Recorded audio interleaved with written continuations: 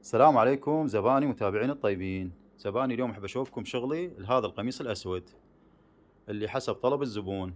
راد قميص اسود مخيط بابيض، متقل بابيض، احنا نسمي الخياط تقل حسب طلب الزبون.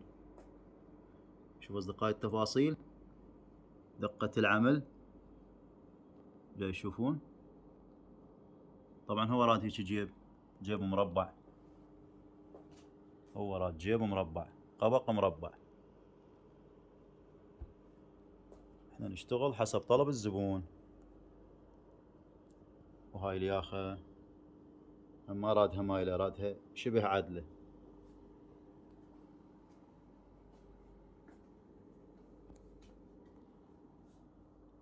شوف أصدقائي دقة العمل.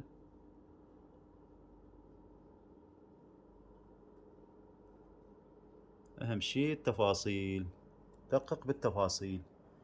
تريد تنجح بشغلك دقق بالتفاصيل كل شي. شوفوا الدقم أصدقائي، ماخذ اللونين أسود وأبيض.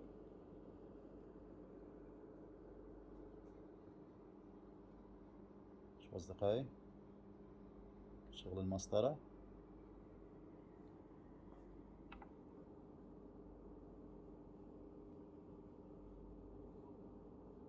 النجاح يريد له تعب، اتعب تلعب. يجيك زبون، اكو ناس ذواقة، اكو ناس محترمة تدور الشغل النظيف.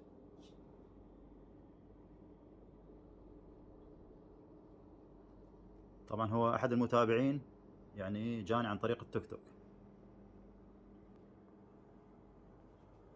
وتعرفون بعد باللبس يصير احلى لان القميص ينملي فيصير احلى، والزبون شوية سمين يعني هذا شوف مبين يعني القميص عريض. وتحياتي لكم يا طيبين. أسعد بسارة الخياط.